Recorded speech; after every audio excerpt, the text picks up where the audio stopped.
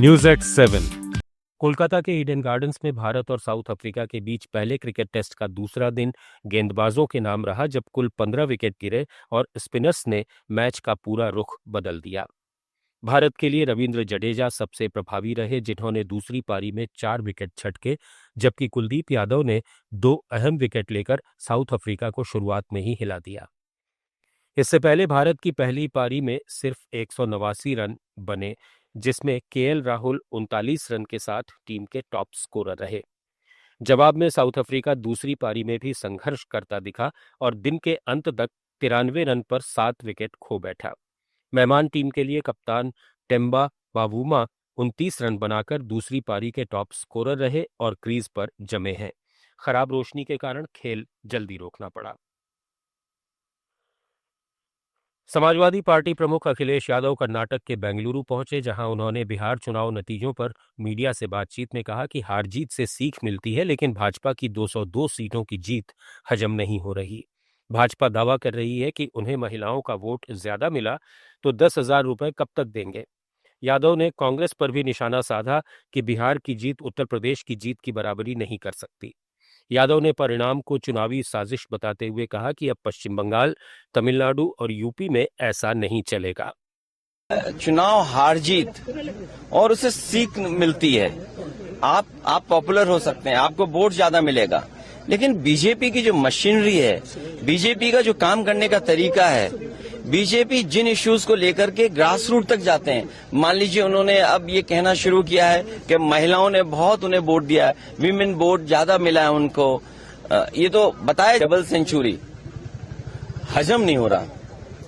I am not able to understand कि भाई ये रिजल्ट कैसे, अगर 202 आ सकते हैं तो जिस स्टेट में ज्यादा सीटें हैं, तो अगर 70।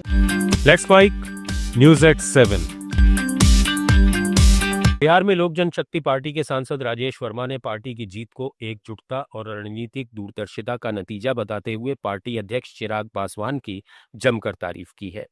पटना में मीडिया से बातचीत में उन्होंने कहा कि विपरीत परिस्थितियों को अनुकूल परिस्थिति में बदल देना, यही चिराग पासवान की पहचान है।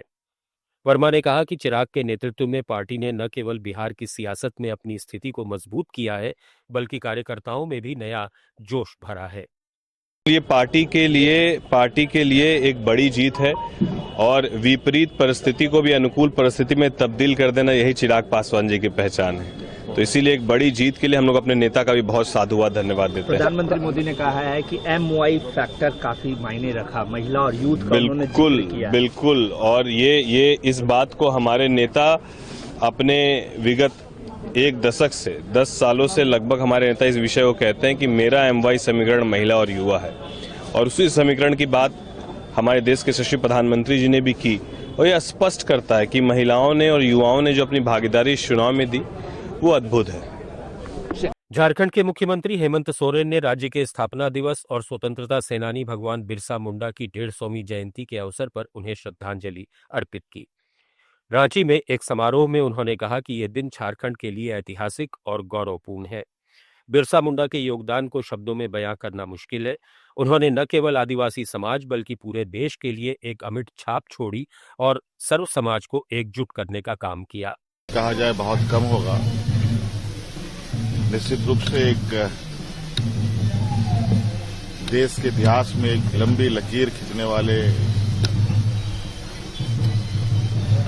एक ऐसे व्यक्ति, एक ऐसा शख्स जो अपने समाज, इस देश के समाज के सबसे निचले पायदान पर खड़ा हो और वो पूरे समाज को आगे लाने की पूरी जद्दोजहद में अपनी कुर्बानी। आप सुन रहे थे let's mic more than radio. Follow कीजिए हमें हमारे सोशल मीडिया प्लेटफॉर्म्स पर। It's time for news. It's time for More Than Radio. Presenting the first radio news app, Let's Mic. Let's Mic, a news-based app on your phone where you get to watch and listen news, talk shows, interviews, radio show podcasts. On Let's Mic, you get all relevant information of TV, print, radio, podcast, and digital. Let's Mic talks about every segment of life.